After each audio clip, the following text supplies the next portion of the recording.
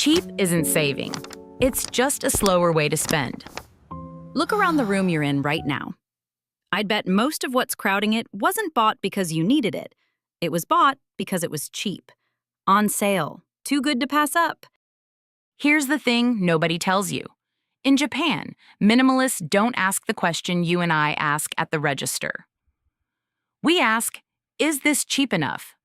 They ask something completely different. And that one different question is why their homes feel calm and ours feel full. Today, I'm walking you through 12 things Japanese people refuse to buy, no matter how low the price drops. Some will feel obvious. A few are going to sting. Stay till number 7, because that one is sitting in a cupboard in your house right now, still in its box, waiting for a day that never comes. Number 11 is the one most people get emotional about. And number 12, the last one, is the quiet habit underneath all the others. Miss it, and the other 11 won't hold. And at the very end, I'll give you something called the full price test. 3 questions, 30 seconds, done standing right there at the checkout. It deletes the discount from your decision. Once you know it, you can't unknow it. So, let's open the cupboards. Picture a small apartment in Tokyo, 25 square meters, 7 in the evening. The light is low and gold. By the sink, 1 bowl and 1 cup sit drying. Not a matching set of 12. 1. Because it was used, washed, and put back. That's the whole scene, and it feels like rest, doesn't it? Now look at your kitchen. Let's start where the cheap things pile up the fastest. Number 1, the giant multi-pack, the warehouse size box of something, because buying in bulk feels responsible. 40 rolls. The economy tub, the value pack of a sauce you've used twice. In Japan, this doesn't really happen, and not because people can't afford it. There's a word, Mottainai. It's the quiet regret you feel when something useful goes to waste. Not guilt, exactly. More like a small ache. And that ache does the math for you before you buy. Now pause here, because I know what you're thinking. Buying in bulk saves money. Everyone says so. And on the sticker, sure, but walk to the back of your pantry. The dented cans, the powder gone hard. The half of that giant thing you threw out because it expired before you got to it. You didn't save.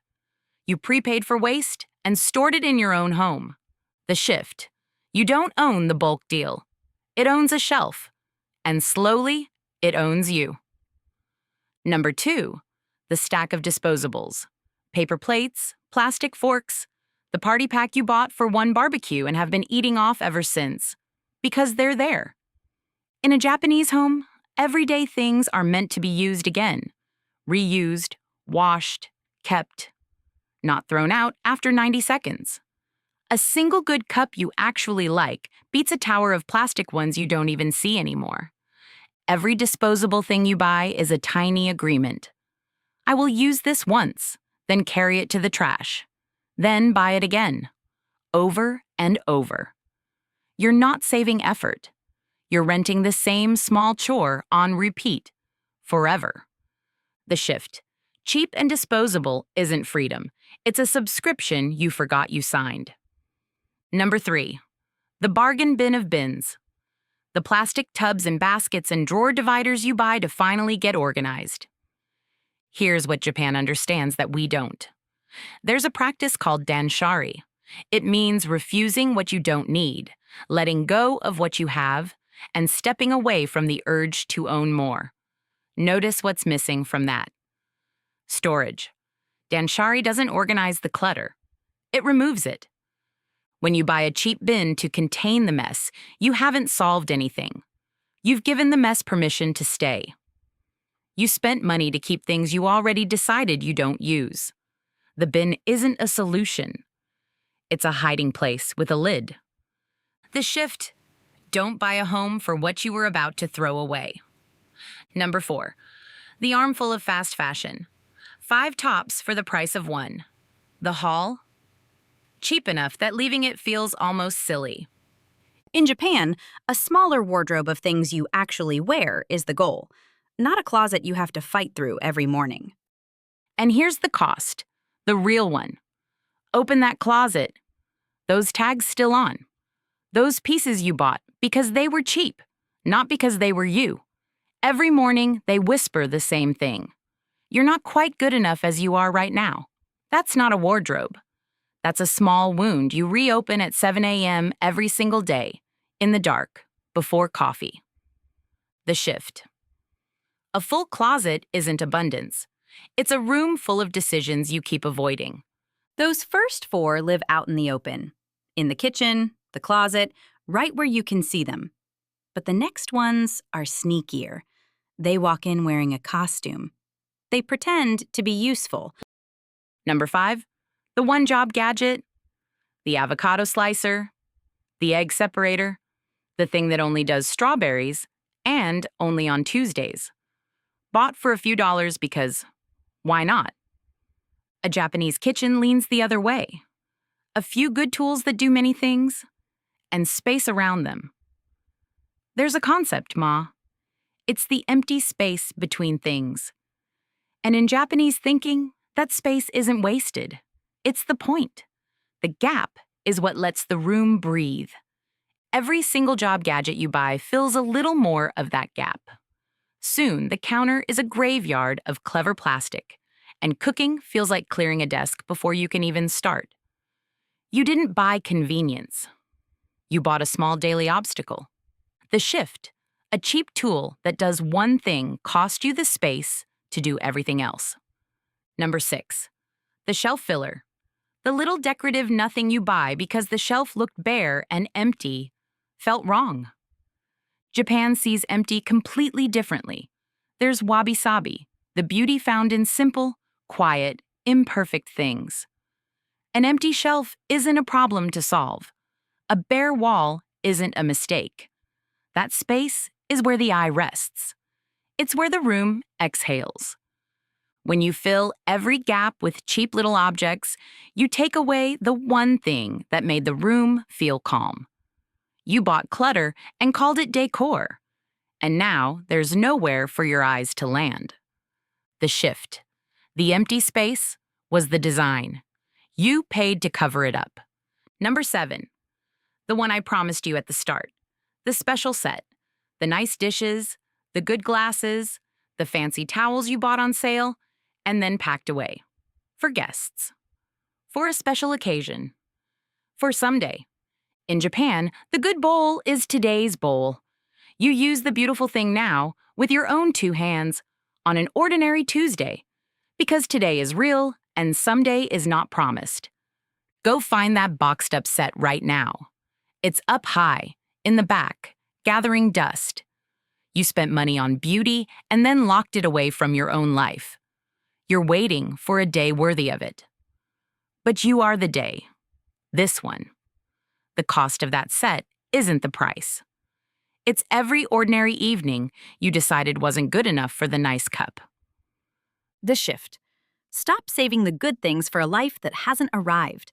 Drink from the nice cup tonight. Number 8, the bargain furniture. The particle board shelf, the discount table, the chair that was such a steal. Now, pause here, because I know some of you are pushing back. Not everyone can buy expensive furniture, and that's completely fair. Some Japanese people would agree with you. This isn't about spending more. It's about the trap of spending twice. Here's how it actually plays out.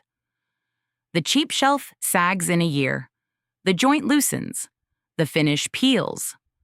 So you throw it out and buy another one. And often, the 2 cheap ones together cost more than one thing that would have lasted 10 years. That's Mottainai again. The waste isn't just the money. It's perfectly good material, made, shipped, and binned inside a year. The shift. Cheap furniture isn't cheaper. It's the same purchase, made twice, with a landfill in between. So far, we've stayed in the shared rooms. The kitchen, the living room, the parts of the house that guests see. But now, we go somewhere more private. The drawers you don't open when people visit. And here, Right before the end, I'll hand you the full price test I promised. So stay close for these last 4. Number 11 is the one that gets people, and 12 ties the whole thing together. Number 9, the cheap electronics extras, the 3-pack of charging cables, the bargain phone case, the spare adapter you grabbed because it was almost free. In Japan, you tend to buy the one that works and keep it well, rather than a drawer full of near misses. And you know exactly the drawer I mean. Open it. The tangle of cables, half of them dead, none of them labeled, and you keep every single one because throwing them out feels wasteful. That drawer isn't storage. It's a small monument to every cheap thing that stopped working and never left. You paid to fill a drawer with things you're afraid to need later. The shift. 3 cheap cables that fail aren't a bargain. One good one that lasts is. Number 10. The bathroom stockpile. The travel minis, the free samples, the extra bottles bought 2 for 1 and lined up under the sink. Open that cabinet. Go on. There's a smell, isn't there? Faint plastic, old lotion, something floral that's turned. Sample sachets you'll never open. Half-used bottles of things that didn't suit you. In Japan, there's an idea. Kegare. It's a sense of impurity, of heaviness that builds up in a space and in a person and needs to be cleared. A crowded, sticky cabinet of half things carries exactly that weight. It's not clean, even when it looks full. Especially when it looks full. The shift. A cabinet stuffed with cheap extras isn't stocked. It's clogged. Number 11. The one people feel the most. The books. The bargain stack, 3 for the price of 2. The ones you were absolutely going to read. Japan even has a word for this, and it's oddly gentle. Tsundoku. Letting books pile up, unread. It's said with a small smile, not a scold. But look at your stack. Really look. Every unread spine is a promise you made to yourself, the person you were going to become, the subject you'd finally understand, the evenings you'd spend reading instead of scrolling. And every time you walk past it, some quiet part of you keeps score. That's not a library. That's a wall of postponed selves, bought on discount, standing there, reminding you of who you haven't gotten around to being. I'm not saying stop buying books. I'm saying stop buying the guilt that comes taped to the cheap ones. The shift. Buy the book you'll open this week, not the discount for the person you keep meaning to be. Number 12. The last one. The quiet habit underneath all the others. The backup. The second one, just in case. The spare of a thing you already own, bought because it was cheap and having 2 felt safe. 2 can openers. A backup blender still in the box. A duplicate of the coat, the kettle, the gadget. In Japan, the instinct runs the other way. 1 cared for is enough. And enough is a place you're actually allowed to stop. Because here's what the backup is really buying. Not the object, a feeling. The feeling that if you're covered, if you have a spare, then nothing can catch you off guard. But that safety never arrives. There's always one more thing to double up on. So remember what I told you at the start. Cheap is what you pay at the register. The real price comes home with you. The backup's real price is the belief that you are one purchase away from finally feeling secure.